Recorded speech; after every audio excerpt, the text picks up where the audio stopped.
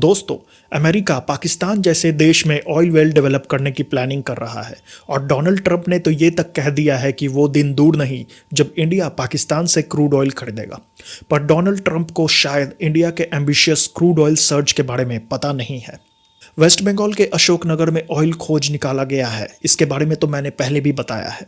पर क्या आपको पता है, रिसेंटली वेस्ट बंगाल में एक और नई ऑयल फील्ड खोजी गई है, जिससे ये तो साफ है कि बंगाल बेसिन की ऑयल पोटेंशियल काफ़ी बड़ी है और इंडिया के लिए ये एक गेम चेंजर साबित हो सकता है। इस वीडियो में हम जानेंगे वेस्ट बंगाल के बरुईपुर में ऑयल डिस्कवरी के बारे में, साथ में 24 परगनाज और नाडियाड के डिस्कवरी और उसके इम्पैक्ट के बारे में भी जानेंगे। तो बने रहिएगा लास्ट तक और आगे बढ़ने से पहले लाइक एंड सब्सक्राइब के बटन को दबाना मत भूलिएगा। बंगाल बेसिन में तेल की खोज आज से 75 साल पहले से चल रही थी, पर सक्सेस यहाँ रिसेंट ईयर्स में ही मिल पाई है।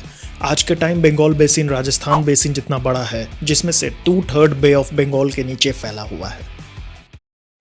सबसे पहले बात करते हैं बरुईपुर के ऑयल डिस्कवरी की। बरुईपुर जो साउथ 24 परगनाज डिस्ट्रिक्ट में है, वेस्ट बंगाल का एक छोटा सा टाउन है। ये जगह ट्रेडिशनली एग्रीकल्चर और फिशरीज के लिए जानी जाती है, लेकिन अब ये हेडलाइंस में है क्योंकि oil and natural gas corporation यानी ONGC ने यहाँ हाइड्रोकार्बन रिजर्व्स की खोज की है। यह डिस्कवरी वेस्ट बंगाल के एनर्जी सेक्टर के लिए एक बड़ा माइलस्टोन है और शायद पूरे इंडिया के लिए भी। अब थोड़ी सी बैकग्राउंड समझ लेते हैं। ONGC पिछले कई सालों से बंगाल बेसिन में एक्सप्लोरेशन कर रही है। बंगाल बेसिन एक सेडिमेंट्री बेसिन है जो वेस्ट बंगाल, बांग्लादेश और बे ऑफ बंगाल के कुछ पार्ट्स को कवर करता है। यह बेसिन जियोलॉजिकली बहुत रिच है क्योंकि यहाँ मिलियंस ऑफ ईयर्स पहले ऑर्गेनिक मटेरियल्स डिपॉजिट हुए थे, जो अब ऑयल और गैस में कन्वर्ट हो चुके होंगे। बरुईपुर के पास स्पेसिफिकली बेगमपुर एरिया में ONGC ने ड्रिलिंग शुरू की है और इनिशियली सर्वेज से यह पता चला है कि यहाँ हाई क्वालिटी क्रूड ऑयल हो सकता है, जिसका API ग्रेविटी 40 to 41 डिग्रीज के आसपास है। ये वही क्वालिटी है जो बॉम्बे हाई और ब्रेंट क्रूड जैसा है, यानी ग्लोबल मार्केट्स में प्रीमियम कैटेगरी का ऑयल। लेकिन ये डिस्कवरी इतने एक्साइटिंग क्यों है? देखिए, इंडिया अपने ऑयल नीड्स का ऑलमोस्ट 87% इंपोर्ट करता है। हर साल हम billions of dollars middle east और दूसरे कंट्रीज से ऑयल खरीदने में खर्च करते हैं। ये एक बड़ा इकोनॉमिक बर्डन है। अगर बरुईपुर के रिजर्व्स कमर्शियली वाइबल होते हैं तो ये वेस्ट बंगाल और इंडिया के लिए एक नई एनर्जी लाइफलाइन बन सकती है। ना सिर्फ इंपोर्ट डिपेंडेंसी कम होगी, बल्कि लोकल इकोनॉमी को भी एक बड़ा बूस्ट मिलेगा। ONGC ने अभी तक एग्जैक्ट फिगर्स शेयर नहीं किए हैं, लेकिन एक्सपर्ट्स का कहना है कि ये रिजर्व्स सिग्निफिकेंट हो सकते हैं। और ये सिर्फ बरुईपुर की बात नहीं, ONGC ने south 24 Parganas, north 24 Parganas, Nadia और ईस्ट और वेस्ट मिदनापुर में भी एक्सप्लोरेशन को स्पीड दिया है। अभी के लिए ONGC बेगमपुर में ड्रिलिंग कर रहा है और इसके लिए लोकल फार्मर्स से लैंड लीज पर लिया गया है। ONGC का कॉन्फिडेंस लेवल हाई है क्योंकि उनके सीज्मिक सर्वेज और ट्रायल ड्रिलिंग ने पॉजिटिव रिजल्ट्स दिखाए हैं। चलिए अब इस डिस्कवरी के जियोलॉजिकल और टेक्निकल एस्पेक्ट्स को थोड़ा एक्सप्लोर करते हैं। ONGC ने बंगाल बेसिन में 150 प्लस वेल्स ड्रिल किए हैं और कई और वेल्स अभी ड्रिल करने बाकी है। इस जगह पर गैस भी भारी मात्रा में जमीन से 2300 मीटर नीचे पाई गई है। अब बात करते हैं कि यह डिस्कवरी कैसे हुई और बंगाल बेसिन इतना स्पेशल क्यों है।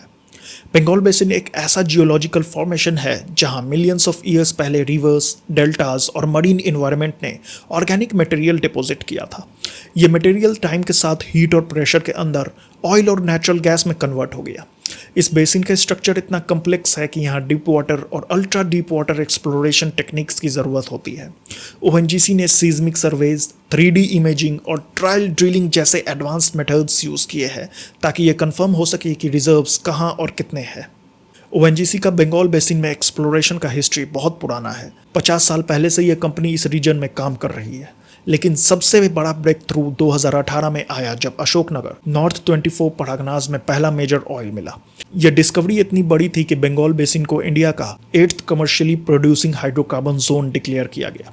अशोकनगर का क्रूड ऑयल इतना हाई क्वालिटी है कि इसकी API ग्रेविटी 40 to 41 डिग्रीज है, जो ग्लोबल स्टैंडर्ड्स के हिसाब से प्रीमियम है। बरुईपुर के केस में ONGC ने बेगमपुर एरिया में ड्रिलिंग शुरू की। ये ड्रिलिंग 3000 मीटर से ज़्यादा डेप्थ तक जाती है और इसके लिए एडवांस्ड रिग्स और इक्विपमेंट्स यूज़ किए जा रहे हैं।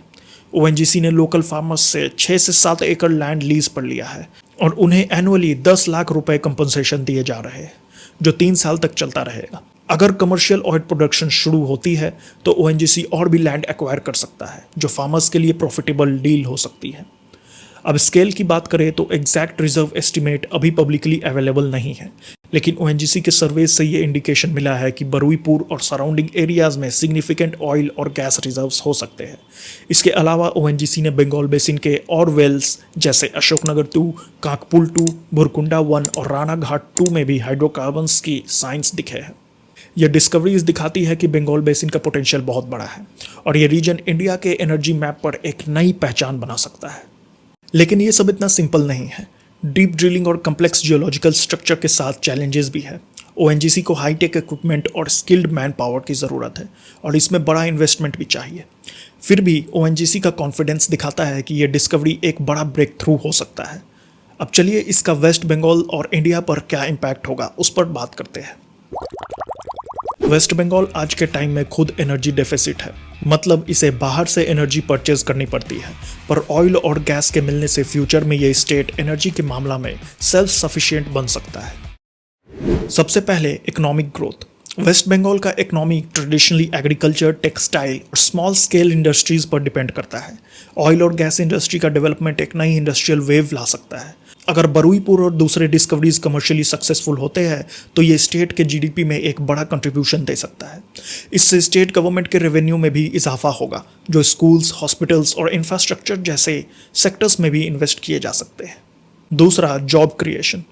ऑयल एक्सप्लोरेशन और प्रोडक्शन एक लेबर इंटेंसिव प्रोसेस है। ओएनजीसी के प्रोजेक्ट्स के लिए लोकल वर्कर्स की ज़रूरत होगी, ड्रिलिंग के लिए, ट्रांसपोर्टेशन के लिए और अलाइड सर्विसेज जैसे लॉजिस्टिक्स और मेंटेनेंस के लिए।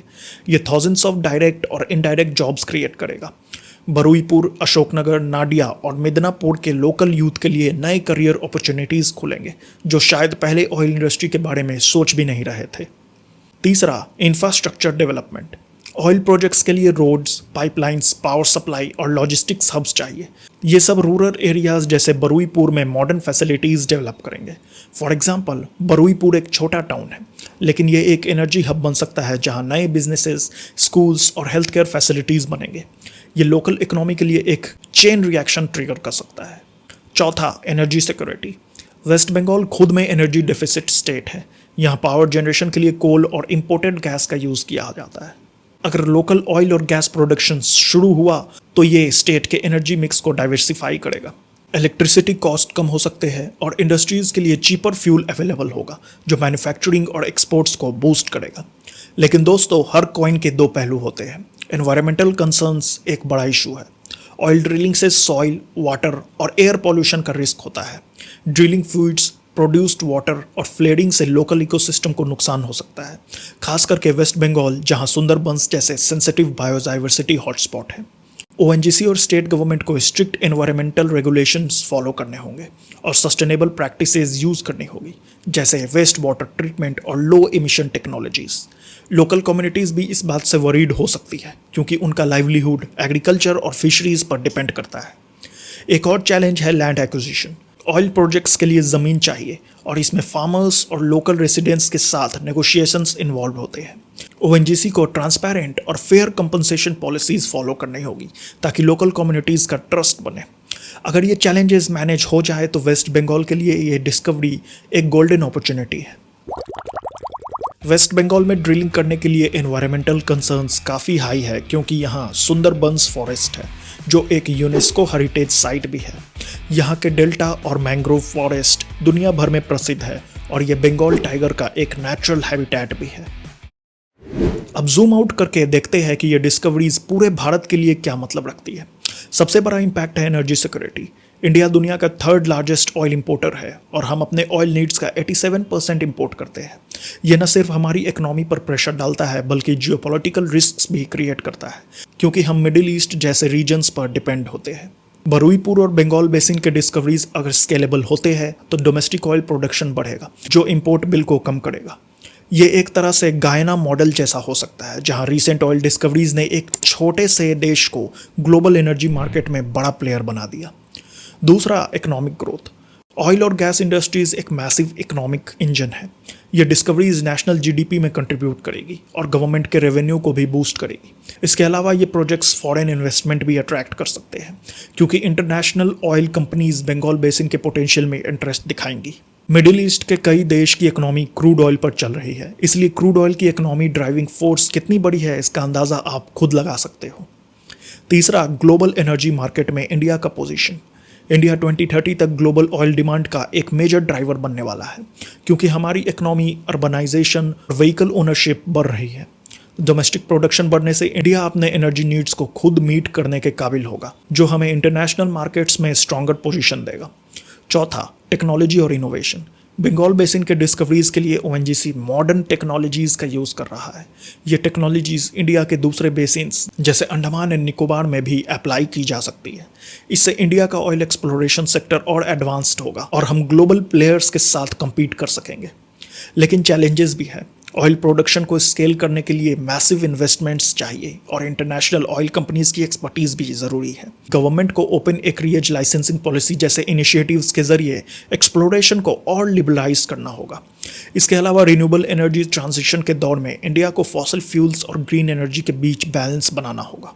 अब बात करते हैं फ्यूचर की। ओएनजीसी के प्लान्स बहुत एम्बिशियस है। अशोकनगर के केस में रिपोर्ट्स के मुताबिक ऑयल प्रोडक्शन 10 महीनों में और गैस प्रोडक्शन 17 महीनों में शुरू हो सकता है, जिसके लिए उन्हें पीएमएल भी मिल चुका है। ओपन एक्रिएज लाइसेंसिंग पॉलिसी ने एक्सप्लोरेशन को बूस्ट दिया है, लेकिन स्टेट गवर्नमेंट से जल्दी अप्रूवल्स मिलना ज़रूरी है। अशोकनगर के केस में पीएमएल अप्रूवल में 6 साल लग गए, जिसके वजह से प्रोडक्शन में काफ़ी डिले हो गया और इससे इकोनॉमिकल लॉस भी हुआ। अगर वेस्ट बंगाल गवर्नमेंट और ओएनजीसी स्मूथली काम करे तो ये डिस्कवरीज जल्दी रियलिटी बन सकती है। इंडिया के एनर्जी सिक्योरिटी के लिए ये डिस्कवरीज एक बड़ा स्टेप है। हमारी लॉन्ग टर्म गोल है कि 2030 तक इंपोर्ट डिपेंडेंसी को सिग्निफिकेंटली कम किया जाए और डोमेस्टिक प्रोडक्शन बढ़ाया जाए। बरुईपुर और बंगाल बेसिन के रिजर्व्स इस मिशन का एक इम्पॉर्टेंट पार्ट बन सकते हैं। इसमें आपका क्या ख्याल है? क्या वेस्ट बंगाल इंडिया का नेक्स्ट एनर्जी हब बन सकता है? क्या हमें फॉसिल फ्यूल्स पर फोकस करना चाहिए या रिन्यूएबल एनर्जी पर? अपने थॉट्स कमेंट्स में ज़रूर बताइए।